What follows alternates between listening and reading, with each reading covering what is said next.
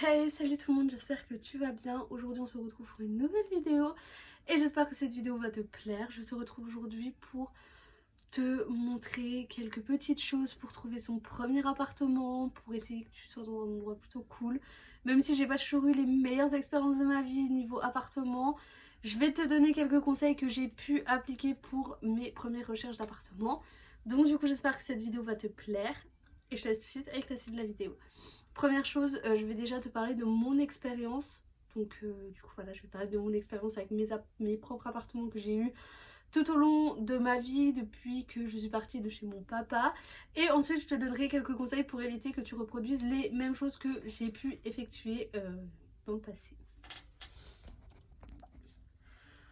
Donc déjà pour parler expérience, il faut savoir que si tu ne le sais pas, je suis partie de chez mes parents quand j'avais tout juste la majorité pour aller habiter avec mon ancien copain.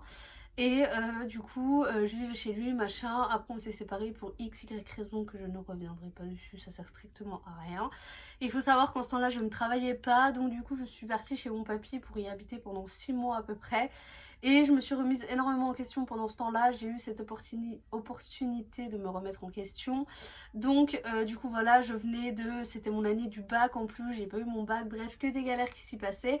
Donc du coup j'ai opté pour me remettre en question et essayer de trouver du boulot. Donc j'ai cherché dans mille et une dans mille et un métiers plutôt. Et je me suis lancée dans la restauration, donc j'ai eu un CDD en contrat de professionnalisation, donc en école. Je reviendrai pas là-dessus parce que j'ai déjà fait mille et une vidéos sur ce sujet, donc du coup je ne reviendrai pas sur ce sujet de vidéo. Et du coup je me suis dit bah go chercher un appartement maintenant que j'ai un revenu. Donc du coup mon père a pu m'aider dans cette recherche, ce qui m'a beaucoup aidé parce que du coup j'ai pas eu besoin de rechercher vraiment un appartement, sachant que c'était un de ses copains qui me l'a loué, il était meublé, toutes les charges comprises. Donc quand tu commences et que tu n'as pas un gros revenu, essaye de prendre un appartement déjà dans une petite ville, donc ou dans un petit village qui déjà te coûtera beaucoup moins cher. Et essaye de trouver un appartement qui est déjà meublé, ça t'évite déjà les charges déjà au début de t'acheter déjà tous les meubles et tout, sauf si tu as déjà des meubles évidemment. Mais essaye déjà de te trouver un appart déjà 1, 2, 3, déjà tout meublé, déjà ça t'aidera beaucoup plus et je pense que ça pourrait être plus facile déjà au début pour pouvoir gérer ton budget entre les factures, entre internet, électricité, l'eau, le gaz, le chauffage, ton loyer, ton assurance appartement parce que c'est très important et tout ça. Essaye déjà d'avoir un maximum de choses qui sont comprises dans ton loyer et renseigne-toi bien de ce qui est vraiment compris dans ton loyer. Donc imagine t'as l'électricité, le gaz, l'eau mais t'as pas le chauffage qui est compris dedans, imagine hein. Et bah le chauffage ça coûte extrêmement cher. Donc du coup voilà, fais attention à ces petites choses là parce que c'est très important les charges que tu peux avoir à côté de ton loyer, parce que c'est pas parce que tu payes ton loyer et que tu as fini de payer tes factures, rien du tout, ça n'a rien à voir. D'ailleurs à ce propos j'ai commencé à tourner une vidéo donc qui sera postée plutôt vers le mois de juillet, août je pense, parce que là pour l'instant c'est impossible pour moi de finir cette vidéo. Mais du coup comment se sortir d'une galère financièrement, donc je pense que c'est bien aussi de commencer à parler des choses un peu plus concrètes de la vie et des choses qui peuvent arriver à n'importe qui, n'importe quoi, n'importe comment. Donc du coup je trouve ça plutôt bien de pouvoir commencer à entamer des choses un petit peu plus sérieuses sur ma chaîne au lieu de toujours parler make-up et tout. Donc les aléas de la vie c'est aussi très important.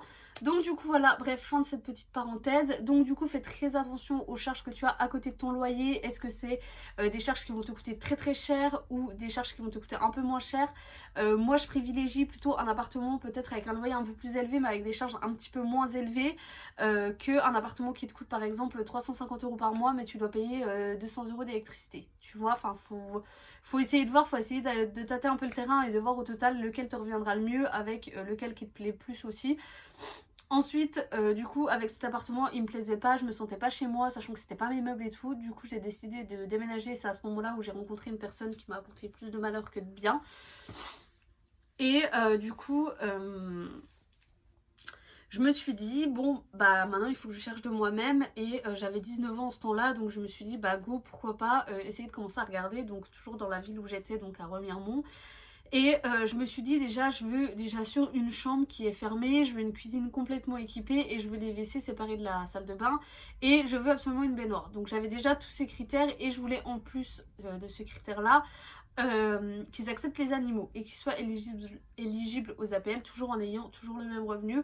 Donc c'était très compliqué sachant que j'étais apprentie, donc je touchais pas des milliers et des cents non plus, hein, je touchais même pas 1000 €. Donc même si la CAF était là derrière avec la prime d'activité et les APL, c'était relativement compliqué, même si mon ex avait une paye normale d'un salarié.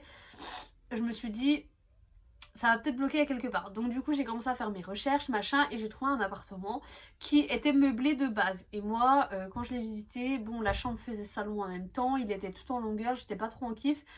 Mais c'est le seul qu'on avait à peu près trouvé et à peu près dans notre budget. Donc il faut aussi se fixer un budget dès le début.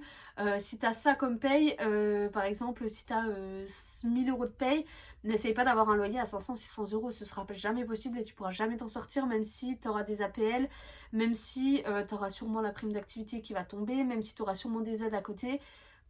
Essaye pas de te fixer un haut budget si tu peux pas te permettre de payer un haut loyer selon tes revenus.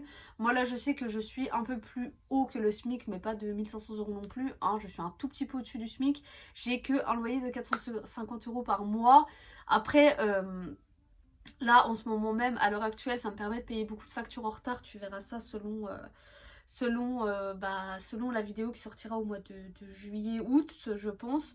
Donc du coup ça c'est vrai que ça me permet de payer beaucoup de factures, donc je peux me permettre d'économiser si j'aurais pas ces factures en retard. Mais à l'heure actuelle je sais que je pourrais très bien avoir un loyer qui coûterait beaucoup plus cher que 450 € par mois. J'en serais capable, je pourrais je pense monter jusqu'à à peu près 550-600 €. Je pense qu'avoir un loyer de la moitié du montant de sa paye, je pense que c'est faisable si tu arrives à bien gérer ton budget et si t'es pas un trou percé, si je peux me permettre, c'est-à-dire un trou percé, genre si t'es pas là à dépenser tes sous dès que t'as ta paye, si tu claques pas tes thunes dans des fringues, dans du make-up, dans du machin, dans du bidule. Je pense que avoir un loyer de la moitié de sa paye, enfin en tout cas c'est mon avis et c'est comme ça que j'ai toujours fonctionné. Je pense que c'est pas forcément un souci parce que moi selon mes calculs, si je paye toutes mes factures en temps et en heure et que j'aurais pas de galère financièrement, j'aurais 250 € en plus tous les mois, plus les sous que les parents de mon copain me donnent vu que je le déclare pas avec moi. Pour la simple et bonne raison, c'est que ses parents ils touchent des aides pour mon copain parce qu'il est pas encore au lycée et tout, du coup il touche plein d'aides, je crois c'est jusqu'à ses 20 ans, donc encore pendant un an on se déclarera pas ensemble, après je pense qu'on se déclarera quand même ensemble, mais dans tous les cas moi je crains rien au niveau de la CAF parce que je déclare quelqu'un, si je le déclarais avec moi j'aurais plus d'aide, parce qu'il ne travaille pas vu qu'il est encore étudiant, donc bon, moi ça m'apporte rien. Bref, et du coup il s'avère que du coup j'ai trouvé cet appart machin, et vu qu'il a été meublé et que je voulais mes meubles à moi, j'ai demandé qu'ils ne soient pas meublés, qu'ils enlèvent leurs meubles qu'ils avaient mis à l'intérieur. Et chose qu'ils ont faite, donc ils ont été très gentils pour faire ça pour le coup parce que c'était vraiment pas prévu de base et je voulais pas vraiment cet appart, donc j'étais contente, j'avais ma baignoire qui était séparée des WC, j'avais ma cuisine équipée, j'avais entre guillemets ma chambre fermée, donc je me suis dit c'est cool machin, j'ai tout ce qu'il me faut. Ils acceptent les animaux donc c'est parfait, donc j'ai adopté 2 bébés chats, donc j'étais juste la plus heureuse quoi, enfin franchement j'étais heureuse. Et là vient le moment où on se sépare, donc faut retrouver un appartement. Et moi il était hors de question que je me retrouve dans la même ville que lui, donc j'ai opté pour déménager un poil plus loin. Excusez-moi, je suis malade.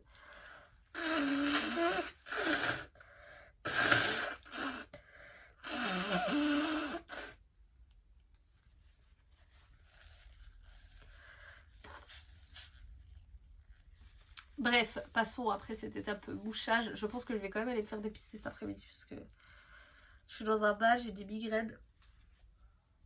Et j'arrête pas de me boucher, j'ai le dépris et ça m'énerve.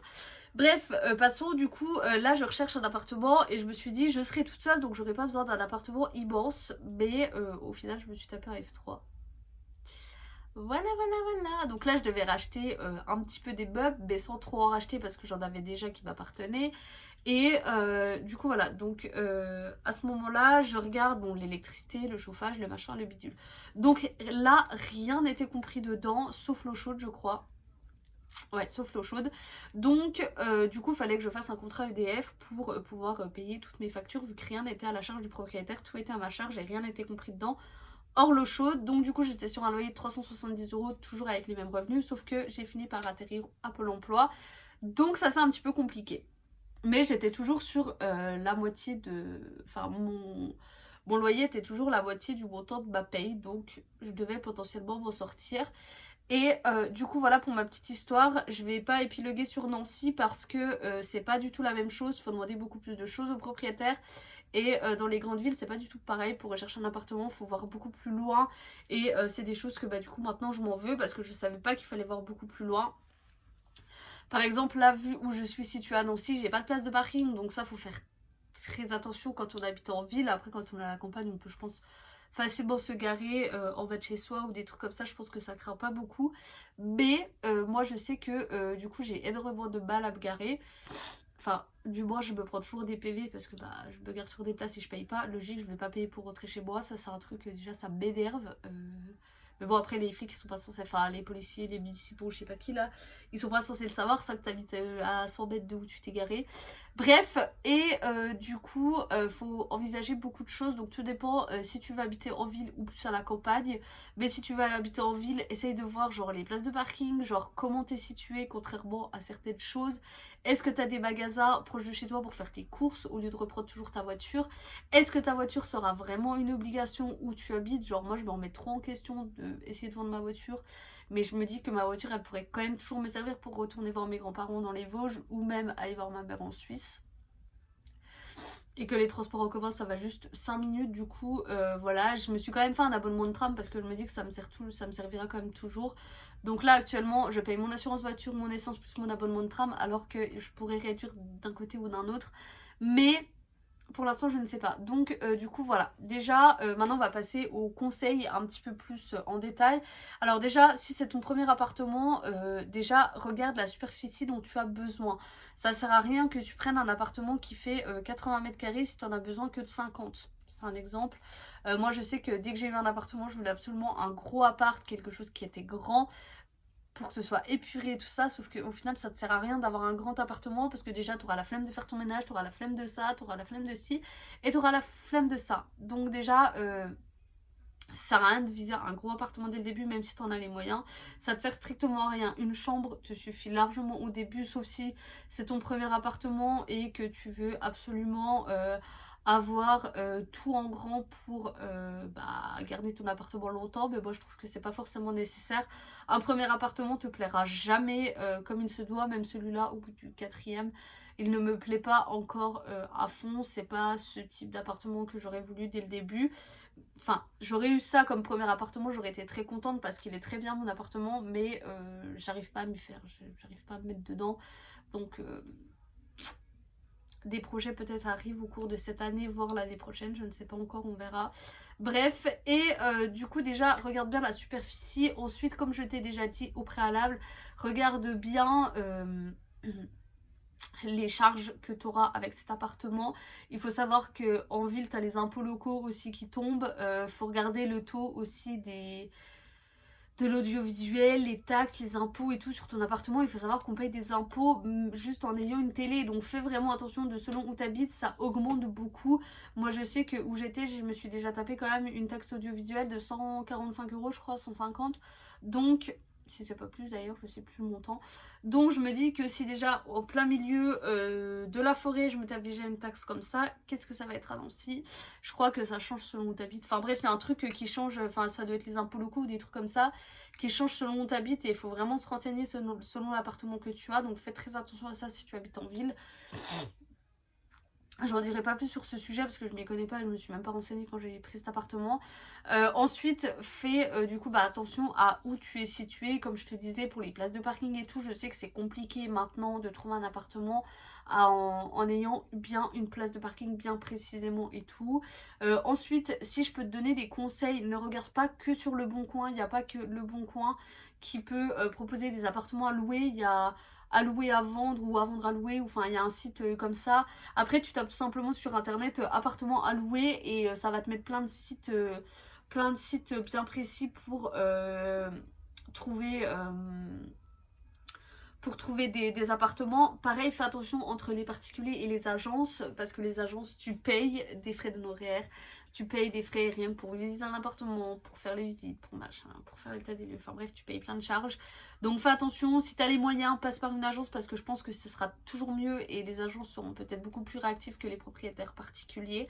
Après je ne sais pas, je suis jamais passée par une agence, mais voilà. Et aussi ne te décide pas sur un coup de tête pour un appartement parce que tu te dis waouh, celui-là il est grand, il a machin, il a machin, il a machin, et au final quand t'es dedans, que tu mets tes meubles ou que tu as déjà les meubles à l'intérieur, tu te dis en fait le premier mois ça passe, t'es content d'avoir eu ton nouvel appart et après tu te dis non mais en fait il y a ça qui va pas, il y a ça qui va pas, il y a ça qui va pas, et c'est ce qui s'est passé dans l'appartement là. Il y a tellement de choses en fait qui vont pas dans cet appartement que bah, je m'y sens pas aussi bien que j'aurais pu m'y sentir. Donc fais attention vraiment, c'est pas prendre un appartement, surtout quand c'est le premier, tu vas faire plein de boulettes et tu te rendras compte sur des années à force de changer d'appartement, mais vraiment fais attention parce que c'est pas des choses à prendre à la légère, enfin genre c'est... Fais attention au premier appartement, réfléchis bien et ne va pas le visiter seul, visite-le avec du monde qui connaît et qui sait comment prendre un appartement et tout ça. Donc même si moi là je te donne quelques petits conseils comme ci comme ça, fais quand même attention parce que il y a beaucoup de choses à prendre en compte vraiment, donc fais très attention. Le truc aussi très important pour moi et que ce sera un critère de recherche énorme quand je déménagerai d'ici, c'est d'avoir par exemple d'avoir une fenêtre dans ma salle de bain.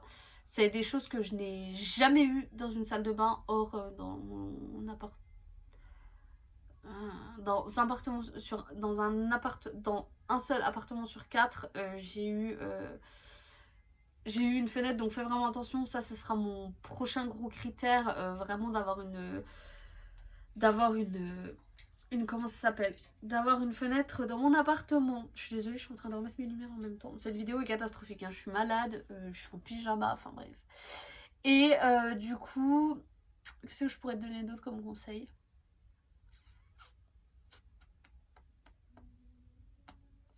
Je sais pas. Fais aussi attention avec les box internet, regarde si la wifi est compris dans le loyer. Bon, ça c'est souvent quand c'est des appartements meublés spécial étudiants, mais ça peut arriver que les gens te mettent internet avec compris dans le loyer. Bon, ça j'ai jamais eu, donc je sais pas trop comment ça fonctionne, mais c'est pareil quand tu vas commencer à faire des contrats genre pour l'électricité, pour l'eau, pour internet et tout. Essaye de te renseigner et de faire des devis en fait, tout simplement pour pas que, entre guillemets, tu te retrouves dans la merde après parce que tu te dis ah mais eux ils payent moins cher alors qu'ils ont la même superficie, ils ont la même DPE et tout. Donc du coup voilà, fais attention et demande des devis, ça te coûte rien de les appeler, tu dis oui bon bah j'habite là, là, là, là, combien ça me coûterait par mois et tout, et tu vises toujours 10 ou 15 euros de plus, au moins tu te dis t'es large, mais surtout ça, et tu vois lequel est le moins cher et tu vas chez celui qui est le moins cher. Après à voir, c'est pas parce qu'il est moins cher que tu payeras moins à la régularisation, donc faut vraiment faire attention. Vraiment base-toi sur 20 euros en plus en gros pour voir quand même lequel qui vaut le coup. Ou si par exemple t'as un décalage de genre je pense 60 euros d'une entreprise à une autre, méfie-toi-y quand même parce que je pense que c'est pas forcément bon signe, et va chez des gens qui sont connus. Moi je sais que j'avais été chez EDF et que j'ai été déçue parce que quand ils m'ont balancé la régularisation ils voulaient pas s'arranger pour le moyen de paiement alors que je le devais 1500 euros, c'est même pas ma paye. Donc c'est passé par un huissier exprès pour que je leur rembourse, donc c'est parti trop loin juste pour une pauvre histoire de 1500 euros, alors que maintenant je suis chez Total Energy. Bon, j'ai pas eu encore de régularisation donc je pourrais pas vous dire comment ça se passe chez eux, mais je sais que dès que j'ai une facture impayée et que je galère pour la payer par exemple parce que je paye 90 euros d'électricité, de chauffage et tout, et bah je sais que je peux payer genre la facture en deux fois, genre je paye genre moitié là. Par exemple je paye 90 euros, donc imaginons je demande de payer genre 45 euros là, et genre le mois prochain vous me prélevez 45 euros en plus des 91, et au moins ça me permet, bah au moins je peux m'arranger directement avec eux et ça m'évite d'avoir trop de retard de facture et de pas pouvoir m'arranger derrière avec eux. Donc chose que EDF ne font pas, enfin du moins n'ont pas fait avec moi, donc et là je suis chez Total Energy. Donc voilà, après il y a plein d'autres endroits, je pense je saurais vous énumérer lesquels. Je vais essayer de trouver quelques sites pour vous les afficher ici. Mais du coup voilà, c'est pareil pour l'eau. Moi je sais que j'étais chez Suez. Après pour l'instant j'ai toujours l'eau qui est compris dans mes loyers, donc je sais pas trop, il y avait juste un virement où rien n'était compris dedans, donc du coup, mais bon après c'est pareil, hein, l'eau tu payes 10-15 euros par mois, hein, c'est pas beaucoup, c'est pas excessivement cher. Et du coup voilà, c'est pareil, après pour essayer de réduire tes dépenses, donc là j'arrive dans un sujet un peu plus, voilà, évite d'avoir genre Disney+, Netflix, Amazon Prime, OCS, Canal+, machin, bidule, d'avoir 35 000 trucs, parce que tu te dis youpi, tout est compris sur, mon forfait internet de la maison, sauf qu'au bout d'un moment ça monte et tu te dis putain pourquoi je paye autant, bah ouais parce que t'as autant d'abonnements et ça peut te mettre aussi dans la galère. Je te parle en connaissance de cause, moi si je te donne des conseils c'est pas pour rien. Voilà. Sinon moi je sais pas trop quoi d'autre te dire à part de faire attention quand tu prends un appartement et de bien réfléchir avant de le prendre.